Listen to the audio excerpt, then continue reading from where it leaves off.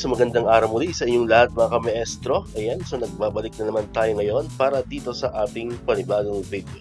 Pero bago natin talakayin itong ating video natin ngayon mga kamaestro, kung bago ka pa lang dito sa aking YouTube channel, huwag mong kakalimutan na mag-like, mag-comment, mag-share at syempre, i-subscribe mo na rin itong ating YouTube channel, El Maestro Sir Anton Official. Ulitin ko po, paki-search lamang sa inyong mga Google, sa inyong mga browser, sa inyong mga YouTube ng El Maestro Sir Anton Official at lalabas na po itong ating channel. Pakiclick lamang po ang subscribe button dyan kasi libre lang naman po yan, wala pong bayad yan. And syempre, ang notification bell button, pakiclick na rin po para manonotify kayo. Always updated kayo every time na may mga bago tayong upload na video katulad nito. Alright, so nabanggit ko na kanina kamaestro, meron tayo ngayong panibagong video. Sa video natin ngayon mga kamaestro ay pag-usapan pa rin natin itong mga personalidad na maaaring pumalit na bagong DepEd Secretary kay VP Sara Duterte. Ayan, so syempre ito pa rin yung mainit-init na usapin, no, sa mga panahong ito, no? Kung sino mga ba talaga yung next DepEd Secretary natin. Ayan, kagaya nga ng nabanggit ko dun sa naunang video. Ayan, by the way, sa mga hindi pa pala na nakakapanood nung aking naunang video regarding dito sa new DepEd Secretary ay hanapin nyo lang po yan sa channel natin. Ano po, nilagay ko doon yung mga most mentioned name, no, sa social media, sa YouTube, sa Facebook, sa TikTok na maaaring pwede maging next DepEd Secretary natin. Ayan, so yun po ay ano lang, based lamang po sa mga nababasa natin sa social media, no po. Hindi po official yon, hindi po yun yung listahan talaga na hawak ni Pangulong Marcos, ano, syempre siya lang nakakaalam niyan. Okay? So yun po ay galing lamang sa social media sa mga nababasa natin. Alright?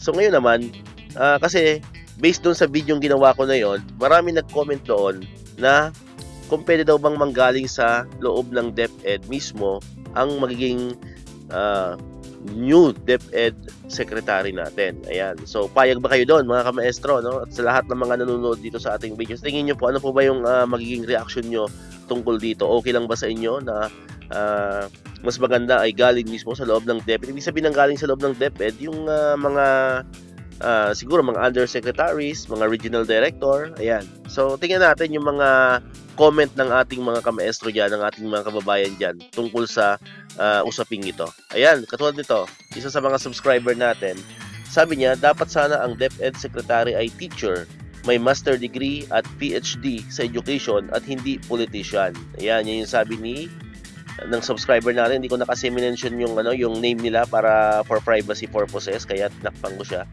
Ayan. Sabi naman itong sunod na subscriber natin, dapat naging guro, principal, o supervisor o superintendent. Ayan, yan naman ang suggestion ni ma'am or ni sir. Ano po. Next po, ayan, sabi niya, mas appropriate kung sa hanay ng regional director kukuha ng next secretary or sa mga undersecretary. Ayan, yan naman yung suggestion niya. Ayan, so sa hanay doon ng mga undersecretaries and mga regional directors. Ito naman, please give us a secretary not coming from the private. Yung naging teacher din sa public, makaguro, alam niya ano ang buhay guro sa public, yung di gahaman sa power, di pasikat lang, at God-fearing. Ayan, yan naman ang sabi ng isa sa mga subscriber natin. Next, ito, mas maganda daw siguro, mas maganda siguro El Maestro kung galing sa hanay ng mga regional directors o undersecretaries para may knowledge na sila paano patakbuhin ang DepEd. Yan, maganda yung suggestion nito na isa sa mga subscriber natin. Ano? Tama nga naman, pagka siya ay naging regional director na or naging undersecretary na, so alam niya na yung pasikot-sikot sa ating kagawaran. Ano po? Next, ito naman, dapat ang maging DepEd Secretary ay nasa hanay ng mga regional director. Ayan. Then ito naman, dapat ang ilagay na DepEd Secretary ay naging guro. Ayan. Then last, ito, kahit sino dapat galing sa DepEd, wag lang haluan ng politika. Ayan, yan naman yung sabi ng isa sa mga subscriber. Actually, marami pa yan. Marami pang mga nag-comment na mas maganda raw ay galing mismo sa DepEd, pero hindi natin nilagay dito, no? Kasi para mas hindi na humaba yung ating video ng mga kamaestro. Ayan. So kayo mga kamaestro, no, kayo naman ang tatanungin ko diyan, no? Pabor ba kayo, no, na galing mismo sa loob ng DepEd yung ating maging next DepEd Secretary, na galing sa mga hanay ng undersecretaries or galing sa mga hanay ng regional directors, ano?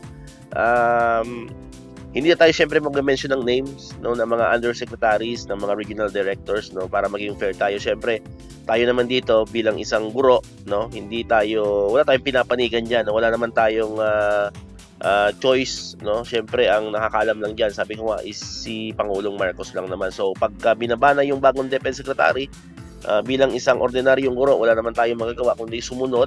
Syempre, igalang, irespeto, sundin yung mga pulisiya, no? Yun lang naman ang magagawa natin, di ba?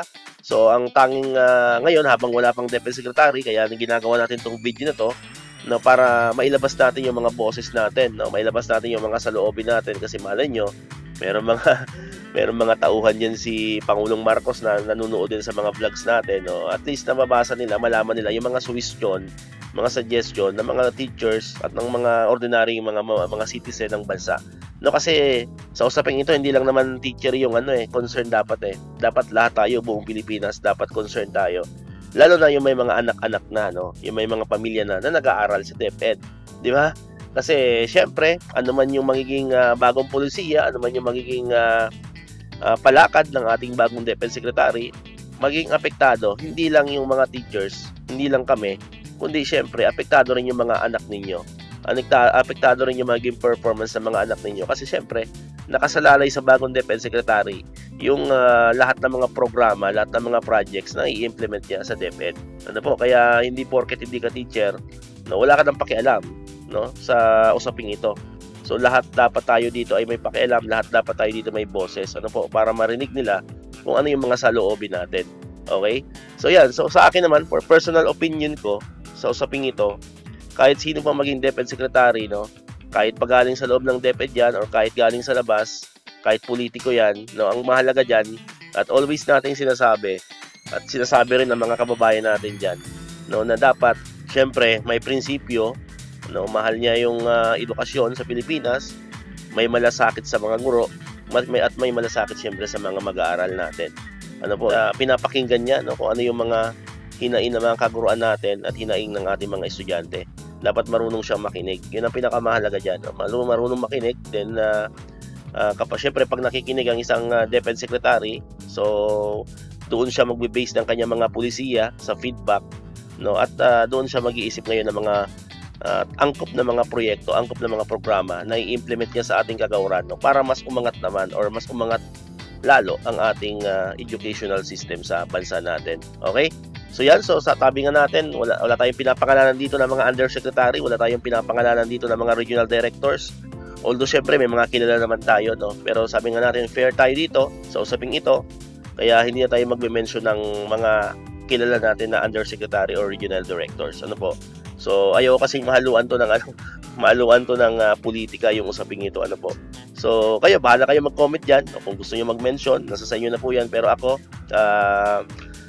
hindi ako mag-mention ng name dito sa video natin. No? Basta ang tanong lang natin dito, payag ba kayo, no? Mas okay ba para sa inyo na galing mismo sa loob ng DepEd ang ating magiging bagong DepEd Secretary? So yan, so dito ko natatapusin tong ating video mga kamestro, no? Kung bago ka pa lang sa channel natin, subscribe ka na, no, para ikaw yung unang makakapanood ng mga videos na ina-upload natin. And syempre, click mo na rin ang notification bell button dyan para manonotify ka, updated ka pag may mga bago tayong upload na videos. So muli, maraming salamat sa inyong panonood at pakikinig. Once again, El Maestro, see you on my next vlog. Bye-bye!